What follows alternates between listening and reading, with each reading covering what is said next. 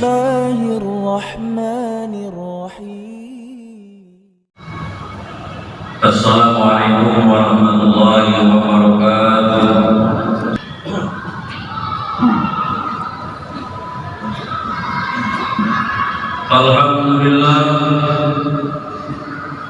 Alhamdulillah nahmaduhu wa nasta'inuhu wa nastaghfiruh wa na'udzu billahi min shururi anfusina wa min sayyiati a'malina.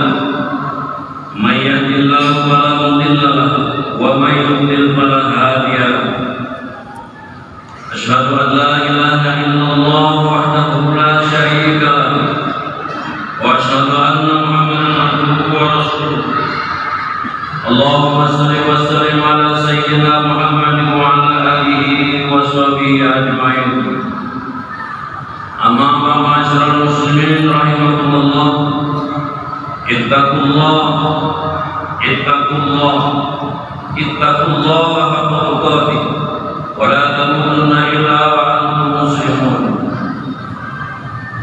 Wa qala Allah ta'ala fi kitabihil karim wa huwa asdaqul qailin. Bismillahirrahmanirrahim. Inna awwala baitin wudi'a lin-nasi alladzi bi Bakkah mubarakan wa hudan lil alamin. Wa qala Allah ta'ala fi ayatil ukhra walillahi 'alan nasi hajjul baiti man istata'a ilaihi sabila. Sadaqallahul azim wa ballagha rasuluhu nabiyul karim. Ala dzalika minasy syahidin wasyakirin walhamdulillahi rabbil alamin. Hadirin jemaah Jumat yang insyaallah dimuliakan Allah. Rasanya tiada kata yang patut dan indah di antara ucapan yang mampu dan satu untuk kita ucapkan pada saat dan detik ini, melainkan puji syukur kehadirat Allah Subhanahu wa taala yang telah memberikan nikmat kesehatan lahir dan batin serta kesempatan, dan yang paling tinggi yang Allah berikan kepada kita adalah nikmat iman dan Islam, sehingga kita masih dapat menambah catatan amal ibadah kita kepada Allah Subhanahu wa taala dalam rangkaian melaksanakan ibadah sholat Jumat di Masjid Agung Al-Falah Jambi ini. Sebagai wujud rasa syukur kita kepada Allah Subhanahu wa taala, marilah kita terus senantiasa meningkatkan kualitas keimanan dan ketakwaan kita kepada Allah Subhanahu wa taala dengan sebenar-benarnya. Dalam artian kita berusaha semaksimal mungkin untuk melaksanakan semua apa yang diperintahkan Allah dan meninggalkan semua apa yang dilarangnya. Yang terakhir adalah harapan kita manakala meninggalkan dunia yang hanya sementara ini dan menuju alam yang kekal abadi nanti mendapatkan predikat husnul khatimah, akhir kehidupan yang baik. Karena dengan mendapatkan predikat husnul khatimah, akhir kehidupan yang baik itulah, maka kita akan diterima Allah Subhanahu wa taala dengan baik dan ditempatkan Allah pada tempat yang baik, dan insyaallah surganya dapat kita raih. Amin ya rabbal alamin. Salawat dan salam senantiasa tercurah kepada junjungan kita Nabi besar Muhammad sallallahu alaihi wasallam, karena beliaulah satu-satunya manusia yang memberikan uswatun hasanah yang terbaik bagi kita semua. Dari ajaran yang mulia umat dan nikmatnya telah kita rasakan bersama, dan tidak ada keraguan sedikit pun sampai akhir zaman. Hadirin jemaah Jumat yang insyaallah dimuliakan Allah Subhanahu wa taala. Pada saat ini kita berada di bulan Dzulqa'dah, salah satu dari bulan haji. Sebagian dari kaum muslimin seluruh penjuru dunia akan melaksanakan salah satu rukun Islam yang agung, yaitu ibadah haji.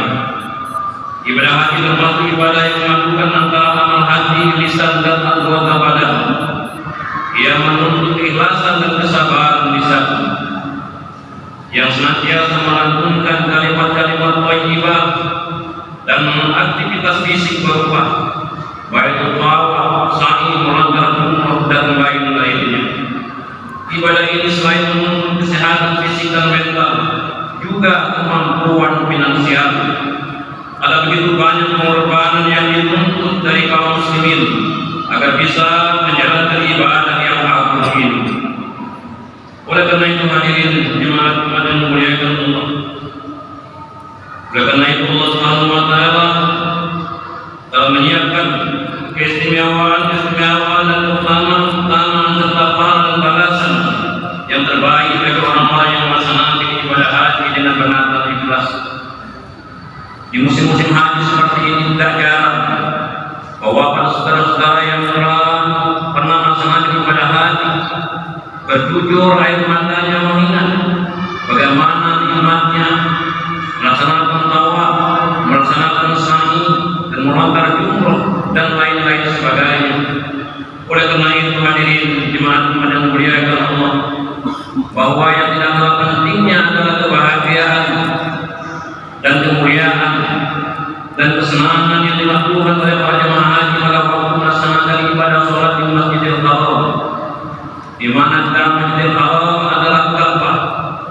Adapun keistimewaan Ka'bah yang ada di dalam Masjidil Haram itu antara lain bahwa Ka'bah adalah tempat ibadah yang mula-mula dibangun di muka bumi ini dan menjadi tempat pertemuan umat manusia serta merupakan tempat yang aman.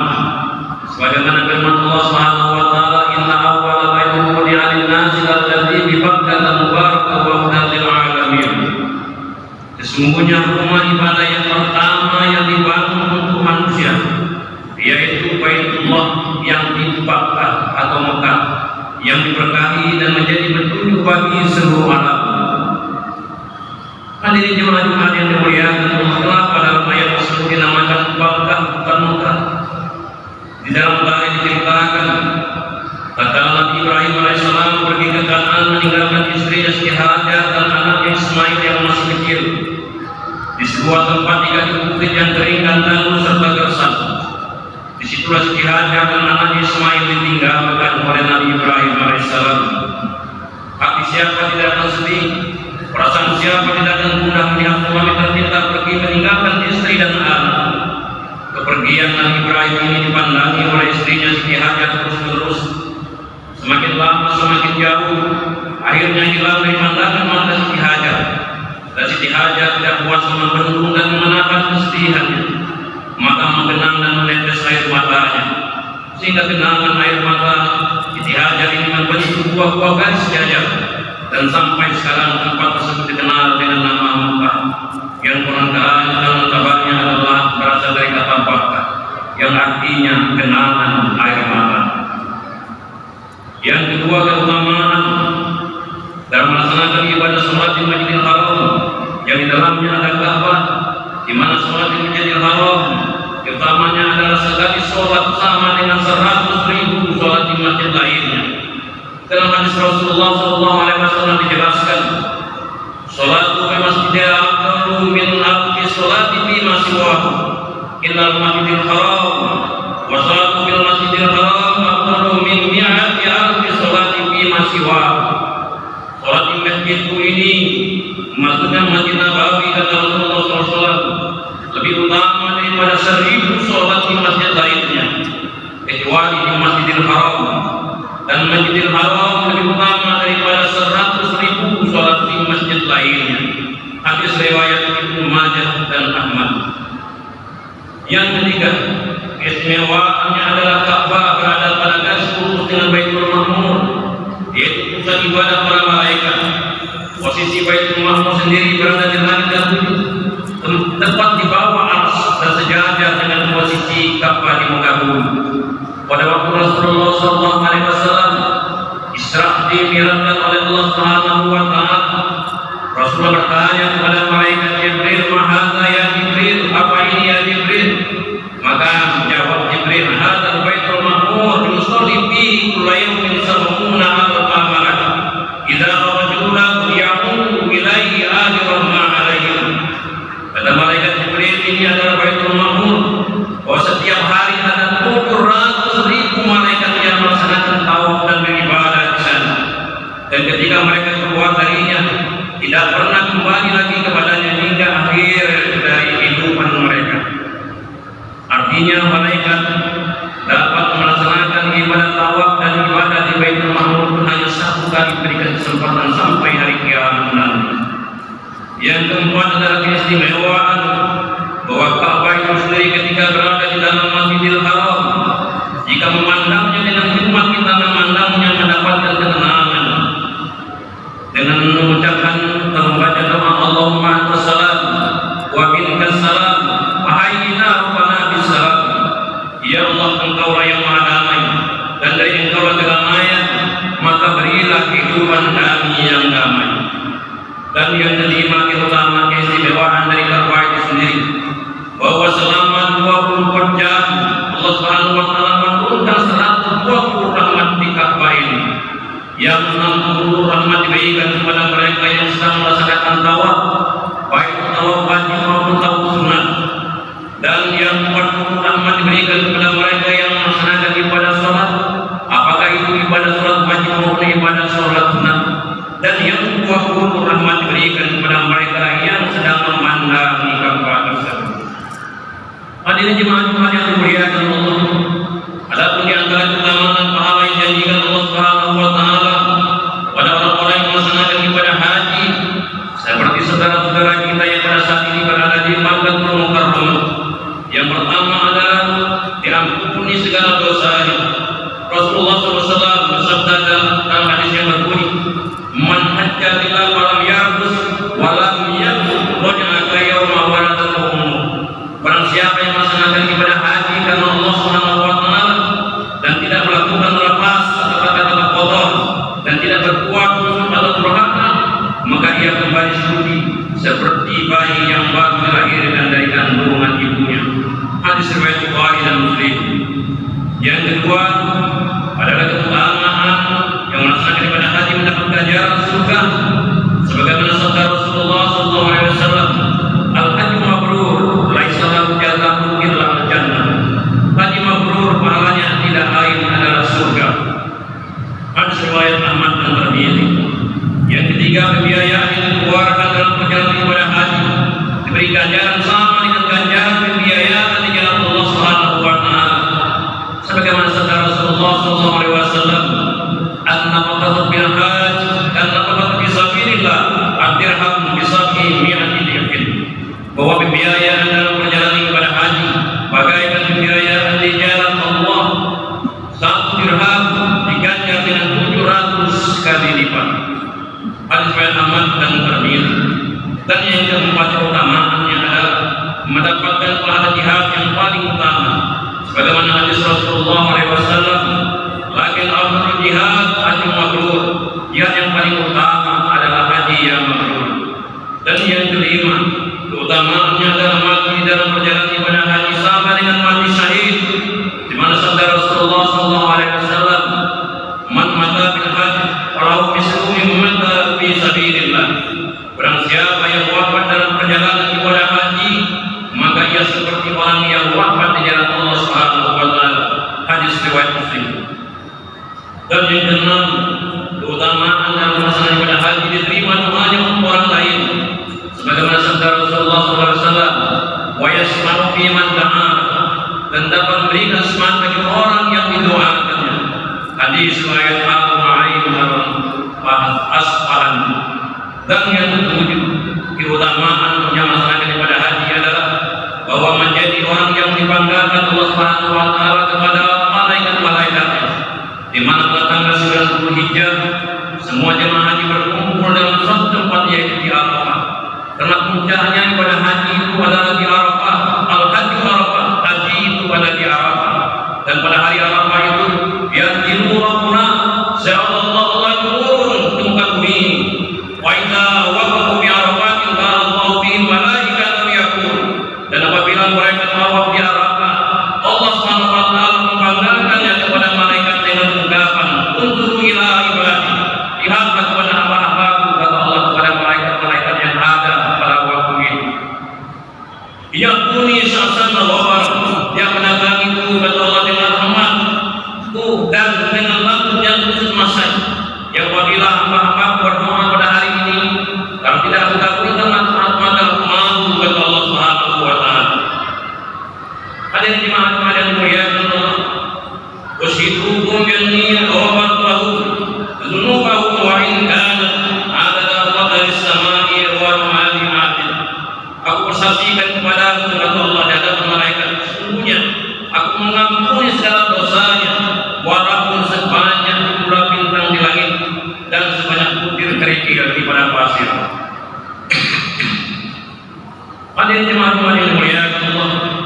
Bagaimana dengan kita yang belum diberikan kesempatan untuk menunaikan ibadah haji sekaligus menjadi tamunya Allah Subhanahu wa taala? Ada beberapa amalan yang dapat kita lakukan dan ganjaran nilai pahala yang Allah Subhanahu wa taala berikan adalah amat besar, yaitu kita disunatkan untuk melakukan puasa sunat pada tanggal 8 Dzulhijjah, di mana ketika saudara-saudara kita bergerak dari Makkah menuju Arafah dalam rangka untuk melaksanakan wukuf di Arafah, dan kita dianjurkan untuk melaksanakan puasa sunat pada tanggal 8 tersebut. Itulah yang dinamakan puasa sunat tarbiyah. Dan pada tanggal 9 Dzulhijjah ketika jemaah haji melaksanakan wukuf di Arafah, bahwa kita dianjurkan untuk melaksanakan puasa sunat yaitu di Arafah, di mana saudara-saudara kita sedang melakukan wukuf di Arafah. Dan ada lagi amalan yang tidak kalah pentingnya keutamaan insya Allah Subhanahu wa taala. Manakala kita lakukan bahwa ketika jemaah haji berada di Mina untuk melakukan pelontaran Jamratul Aqabah pada tanggal 10 Dzulhijjah ataupun hari-hari tasyrik yaitu pada tanggal 11, 12 dan 13 Dzulhijjah, ketika jemaah haji kita melakukan pelontaran Jamratul Wusta dan Aqabah, dan kita dianjurkan untuk melakukan penyembelihan hewan kurban. Tidak ada amalan pada hari nahar atau pada hari raya Idul Adha yang paling dicintai Allah Subhanahu wa taala kecuali ikrar kuda, menyembelih hewan kurban. Tidak ada pekerjaan yang paling baik setelah salat Idul Adha selain menyembelih hewan kurban. Tapi ada yang menarik, saudara. Di situ penjelasannya akan datang pada hari kiamat nanti bahwa tanduknya, bulunya dan tubuhnya sebagai saksi bagi sembelih kurban. Ini menarik sekali. Kenapa yang disebutkan oleh Rasulullah SAW, tanduk, bulu dan tubuhnya yang menjadi saksi. Mungkin di antara kita tahu bahwa tubuh hewan kurban yang tidak berguna, yaitu ya tanduk, bulu dan tubuh. Saya yakin bahwa tidak ada orang yang mau makan tanduk, bulu dan tubuh dari hewan kurban tersebut. Tetapi bagian tubuh hewan kurban yang disebutkan dalam hadis ini, kenapa dijadikan sebagai saksi pada hari kiamat nanti? Ini menunjukkan bahwa sisi hewan kurban yang paling kita tidak butuhkan sekali itu sangat besar, sangat bermakna di hadapan Allah Subhanahu wa taala. Jadi betapa besar balasan orang yang melakukan ibadah kurban tersebut. Ada yang jemaah-jemaah yang dimuliakan Allah. Dan ada lagi yang menarik dari hadis ini adalah bahwa darah hewan kurban itu kita jatuh pada bejana Allah Subhanahu wa taala sebelum darah itu menyentuh ke tanah. Jadi ada satu bejana sebelum darah itu jatuh ke tanah, dan itu tidak bisa dilihat dari kasat mata manusia. Tapi Allah Subhanahu wa taala lewat lisan Rasulullah SAW menggambarkan bahwa darah itu jatuh ke bejana sebelum menyatu dengan tanah. Ditafsirkan yang dimaksud hadis ini adalah bahwa pahalanya orang-orang yang berkorban sebelum darah hewan kurban itu jatuh ke tanah, pahalanya sudah diterima oleh Allah Subhanahu wa taala. Maka kita diperintahkan oleh Allah Subhanahu wa taala untuk menyembelih hewan kurban sebagaimana firman Allah Subhanahu wa taala, "Fasholli li rabbika wanhar." Maka laksanakanlah salat kepada Tuhan dan kurban sebagai ibadah mendekatkan diri kepada Allah Subhanahu wa taala. Hadirin jemaah yang dimuliakan Allah, kurban berasal dari kata qurrabah, maksudnya dekat atau mendekatkan diri pada Allah Subhanahu wa taala. Jadi kurban itu adalah merupakan sarana untuk mendekatkan diri kita kepada Allah Subhanahu wa taala. Sebagaimana firman Allah Subhanahu wa taala dalam surah Al-Hajj ayat 37, "La yanallahu luhumuha wa la dimaha walakin yanalu taqwa minkum." Bahwa daging hewan kurban dan darahnya tidaklah datang kepada Allah Subhanahu, tidak sampai sekali kepada Allah, melainkan adalah ketakwaan kamu kepada Allah Subhanahu wa taala. Hadirin jemaah yang dimuliakan Allah Subhanahu wa taala, karena kurban ini sangat dikuatkan. Bahkan Rasulullah SAW menjelaskan dalam sebuah hadisnya yang berbunyi, "Man kana lahu sanatun falam yudawi waliyamu insa'a yahudiyah wa insa'a nasraniyah." Barang siapa yang mempunyai kekuasaan dalam berzeki dan dia tidak mau berkorban, padahal dia ada duit untuk berkorban dan cukup untuk berkorban, kalau dia tidak berkorban, kata Rasulullah, maka biarlah dia mati.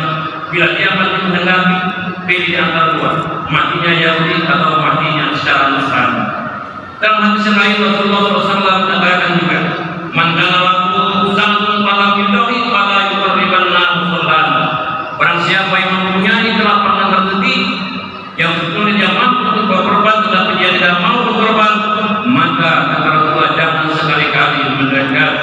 tempat sholat kami. Hadirin jemaah yang dimuliakan Allah, demikian waktu masingkat pada hari ini, mudah-mudahan akan bermanfaat bagi kita semua.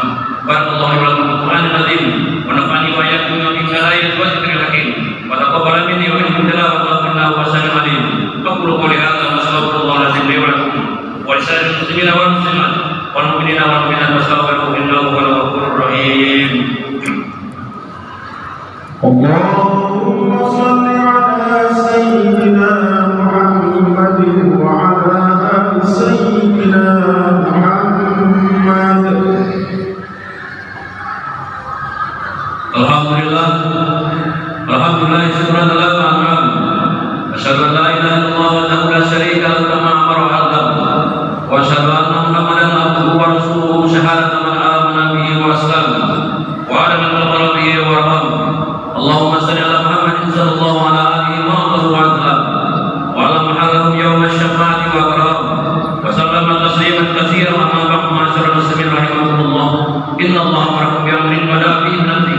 وَتَنَّ بِمَلَائِكَتِهِ وَأَيَّادَ بِالْمُؤْمِنِينَ مِنْ عِبَادِهِ وَقَالَ عَزَّ مِنْ قَائِلٍ إِنَّ اللَّهَ وَمَلَائِكَتَهُ يُصَلُّونَ عَلَى النَّبِيِّ يَا أَيُّهَا الَّذِينَ آمَنُوا صَلُّوا عَلَيْهِ وَسَلِّمُوا تَسْلِيمًا اللهم صل على محمد اللهم صل على ملائكتك المقربين وأنبيائك المرسلين وأهل طاعتك أجمعين واجعلنا منهم وارحمنا برحمتك يا أرحم الراحمين اللهم اغفر للمسلمين والمسلمات والمؤمنين والمؤمنات الأحياء منهم والأموات إنك سميع قريب مجيب الدعوات ويقضي الحاجات اللهم أعز الإسلام والمسلمين وانصر سائرهم إلى يوم الدين واسع من عبادك المخلصين من أمة محمد صلى الله وسلم أجمعين ربنا ظلمنا أنفسنا وإن لم تغفر لنا وترحمنا لنكونن من الخاسرين ربنا هب لنا من أزواجنا وذرياتنا قرة أعين واجعلنا للمتقين إماما ربنا آتنا في الدنيا حسنة وفي الآخرة حسنة وقنا عذاب النار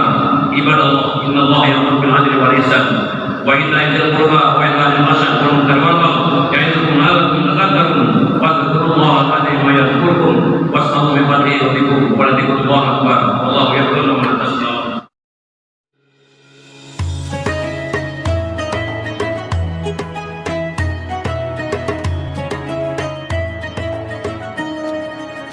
بسم الله الرحمن